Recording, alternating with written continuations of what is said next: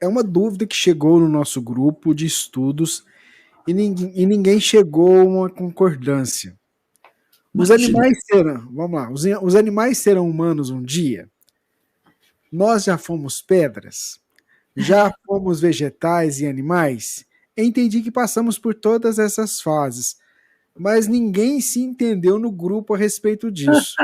Confesso que fico com pena de saber que eles serão humanos. Aí eu coloquei que os animais, né? Na Sim. minha opinião, são muito melhores em amar do que nós. É com vocês. Olha, a gente, para poder fazer essa leitura, tem que pensar assim: nós somos hoje a espécie mais evoluída do planeta. Hoje, nós somos, sim. Ah, mas não, nós somos a mais evoluída. A gente pode ter erro, pode ter um monte de coisa, mas nós somos a espécie mais evoluída. Olha a tecnologia, olha o que a gente constrói, olha a nossa linguagem. Nós somos a espécie mais evoluída. Lindo. Então, há 1 milhão de anos atrás, nós também éramos a espécie mais evoluída.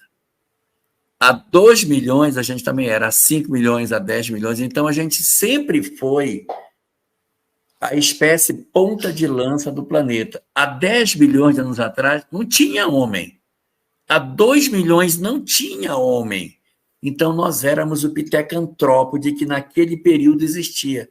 E se você for recuando na linhagem do ser humano para trás, você vai encontrar de maneira típica qual era a espécie que nós experimentávamos no natural processo da evolução anímica.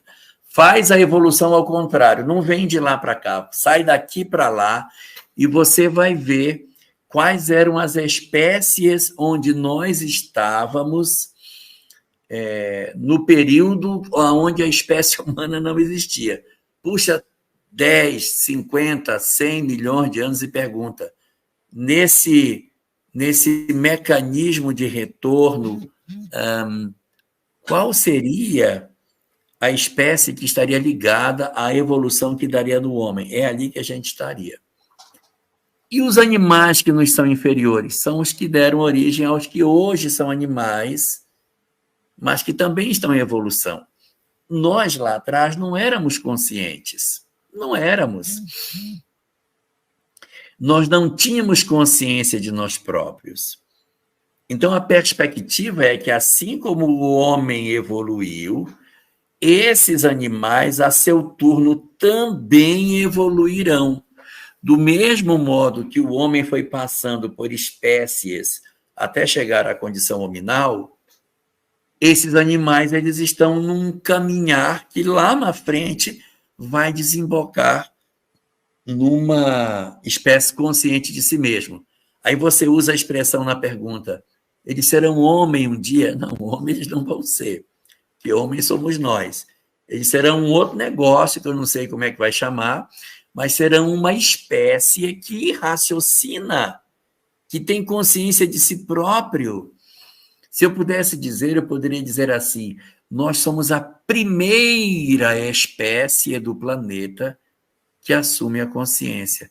As outras virão, mas vai demorar milhões, centenas de milhões de anos para que isso aconteça. Não vai ser para agora. E esses princípios espirituais, eles vão se desenvolvendo, vai a caixa craniana crescendo até chegarem numa condição de consciência. Eu vou falar uma coisa aqui, mas não é para ninguém pensar que isso eu estou falando é no sentido absoluto. É só para a gente ter uma noção. Nós evoluímos aqui vindo dos primatas, não foi? Nossos antepassados eram primatas. Mas tem um filme, que esse filme não é espírita, mas é um filme só para a gente olhar, o filme Avatar. Já viram o filme Avatar? Existem seres inteligentes lá, que têm consciência de si mesmos, mas eles não evoluíram dos primatas, eles evoluíram dos felinos. Pode olhar que eles têm uma estrutura felina que evoluiu para uma organização parecida com a humana. Eles não são seres humanos, mas eles vão evoluir dentro das suas espécies, caminhando na direção da consciência de si próprios. Então, num futuro, se a gente for considerar a evolução como ela é, ou seja, um fenômeno que ainda não acabou e que todo mundo continua evoluindo, que um dia essas espécies também vão ganhar consciência de si próprios. Então, sim, nós já fomos animais e já fomos vegetais também. Existe uma forma de vida chamada zoófito. O zoófito, ele é ao mesmo tempo animal e vegetal. Tem características de animal, mas tem característica de vegetal. É a transição de um reino para o outro. Quando a gente transitou do reino vegetal para o reino animal, o zoófito é a ponte que conecta esses dois reinos. E aí você fala, a gente foi pedra um dia? Parece assim que a gente foi pedra no sentido de que a pedra pensa, a pedra fala. Os espíritos, eles não encarnam na pedra, porque ele encarna em corpos orgânicos. Então, ele encarna numa planta, o princípio espiritual encarna numa planta, encarna num animal, encarna num fungo, encarna num zoófito, sim, encarna num ser humano, beleza. Num ser inanimado, ele não encarna, porque a encarnação pressupõe nascimento, né? Todo ser vivo nasce, cresce, se reproduz e morre. A pedra não tem essa estrutura. Então, o ser humano, o princípio espiritual, ele não encarna numa pedra, senão ele ia ter que ter encarnação e desencarnar da pedra. Não é isso. Ele experiencia, ele experimenta no reino mineral. E o que é experimentar? Ele aprende a organização molecular. Ele aprende como é que as moléculas se estruturam. Procure um estudo, até no ensino médio tem, Teoria Heterotrófica da Origem da Vida, de Alexander Ivanovich Oparin, de 1935. Esse estudo diz que antes da primeira célula, haviam estruturas que eram as organelas individualmente, que eram os coacervados. Os coacervados vieram dos coloides. Os coloides vieram das proteínas. As proteínas vieram dos aminoácidos. Então, é essa caminhada que a gente foi fazendo. A gente foi experienciando, aprendendo a... eu não estava encarnado numa molécula, mas eu aprendi como é que a molécula se conecta. Eu aprendi como é que os elementos se combinam. E no exercício desse processo, a gente chegou até essa condição. Sugiro consultar a pergunta 540 de O Livro dos Espíritos. É uma pergunta de resposta longa, que o final dela termina assim. É assim que tudo serve e que tudo se encadeia na natureza, desde o átomo primitivo até o arcanjo, que um dia também começou por ser átomo. Ponto. Maravilhosa lei de harmonia que o vosso acanhado espírito não pode aprender em seu conjunto.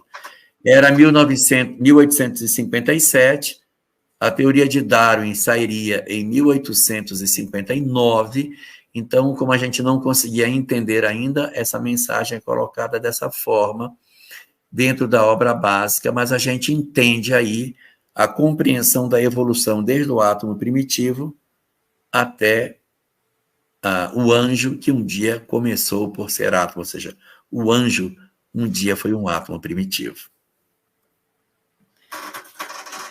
Quem tiver coragem pode ler o livro Evolução em Dois Mundos, e é aconselhável que tenha do lado um outro livrinho chamado Elucidário da Evolução em Dois Mundos. Esse o nome já diz, o processo evolutivo aqui e no mundo espiritual, como ele se dá, esse encadeamento harmônico, sem pulo. Eu fui coelho, agora eu vou ser gato. Esquece isso, não tem nada a ver. Essa evolução harmônica do espírito e da nossa roupagem, tá bom? E também fala alguma coisa sobre isso no livro, na introdução, o capítulo 1, no início do livro A Caminho da Luz, ele fala bastante sobre isso. Este é o livro que a Sâmia citou, Evolução em Dois Mundos, de André Luiz, e este é o Elucidário do Evolução em Dois Mundos. O que é o elucidário? Ele é um vocabulário. Aqui tem as palavras que são usadas na obra, e que são palavras muito difíceis, são da biologia, aí aqui ele vem trabalhando os conceitos, por exemplo. O que é uma biossíntese, uma catalase, sei lá, catálise, célula, ele vai definindo todos os termos técnicos que essa obra possui. Ela é muito complexa, muito não, ela é complexa, elucidar ajuda muito.